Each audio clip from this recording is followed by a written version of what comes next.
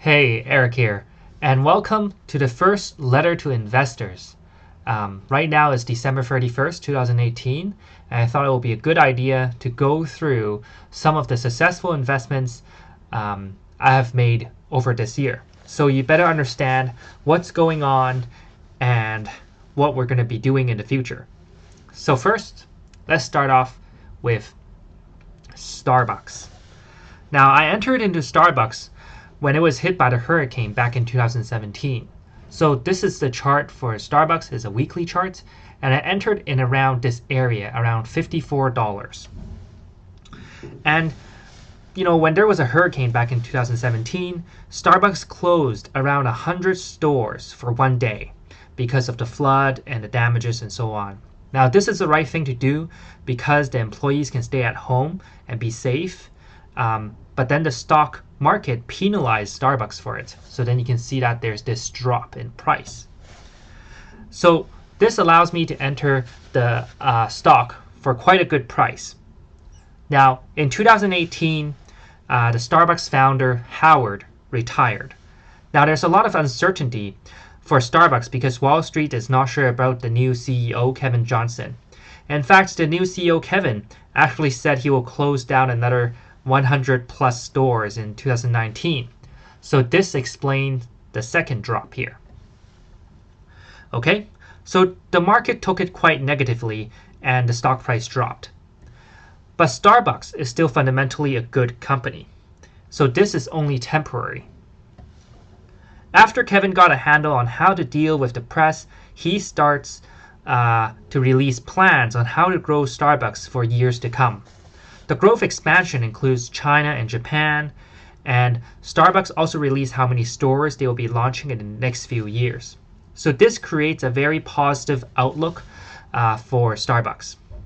Now, seeing this sudden jump in stock price, you see right here, I decided that this is pretty high, so then I'll exit the stock options I bought around a year ago.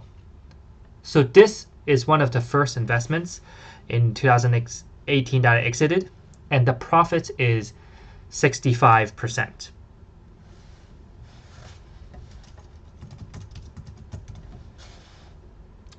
For the second investment, it relates to Shake Shack. Now, I entered into Shake Shack in early 2018, around this region, between $42 to $37, which is quite a good price.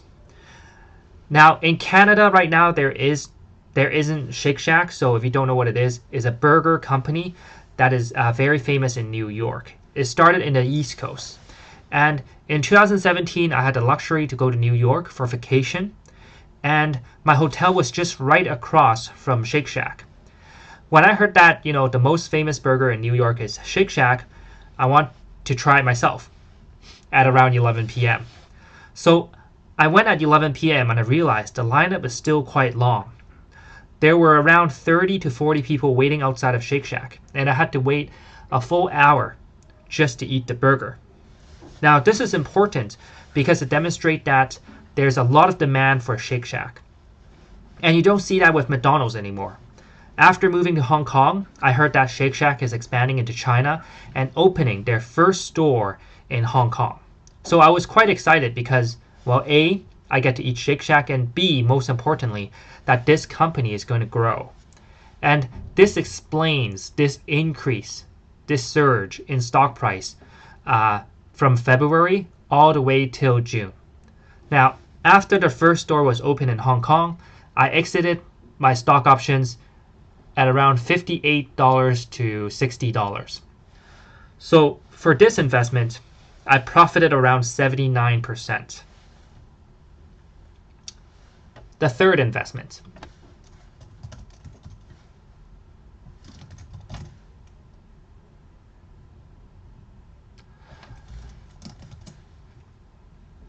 UAL. Now, for UAL, this is quite an interesting one because around a year and so ago, United dragged a doctor off the plane because it was overbooked. Now, a lot of people hated this company because it's actually here. a lot of people hated this company because of the bad customer service, but fundamentally, United is still as a very strong company. And if I'm looking at the financials right now, then you will see that the financial is actually improving year over year. And when you look at the airport terminals, it is actually sold to the specific airlines.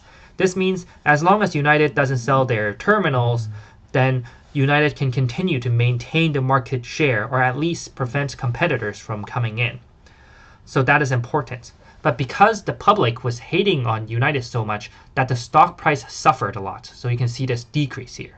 And right now you'll see that the low price during this period is around $58. So because the public was hating on United so much, I got in this stock for quite a cheap price. So after the dragging people off the plane incident is over, United actually tried to do the right thing by compensating the doctor and develop a plan to expand. Now, when they develop a plan to expand, it means a future increase in revenue and profits. So some of the analysts said that the United expansion plan was too aggressive, but United is actually pulling it off. So you'll see this drop here, which is when the analysts are commenting on the plan is too aggressive. And then you see that the stock price is steadily increasing over the years. So the result, I made 67% on United Airlines using stock options. So you'll see the increase from here to here. And these are the three main investments that I exited in 2018. In terms of 2019 and 2020, I have already entered into a couple of investments that I think will go up for the next year or two. So as you probably know by now, there's a short-term bear market in the recent quarter. So one of the first investment I entered was Southwest Airlines. Now for Southwest Airlines, it was also impacted by the hurricane, and there's some technical issues with the airline as well. So I think these issues are temporary. So back then I was able to enter it in mid 2018 here near $50 to $52. So right now you will see that there is a drop here, which is the short-term bear market, but I wouldn't be too worried about it. So the second holding relates to EA, which is a gaming company. Now, you'll see that EA has dropped a lot here, and EA is fundamentally quite a strong company because it has a lot of games under the company's name, and there are quite a few games that are going to be launched in 2019. So after the whole incident of launching Battlefield 5, which did not receive very well in the market, the price dropped quite a bit, so I'm able to enter at quite a good price between $82 to $86. And you'll see that for the last week of 2018, the market is actually going up a bit. Now the third holding is Alibaba. So for Alibaba, Jack Ma, the founder, is retiring and becoming the chairman of the board of directors. So the market panicked, and you can see that there's this decrease. Also, there's a trade war going on between China and Trump. So again, I'm able to enter at quite a good price between 148 to 161. So these are the three main holdings that I have right now. And these holdings will last for a year to 2 years. So we'll assess them on monthly or quarterly basis. And that's it.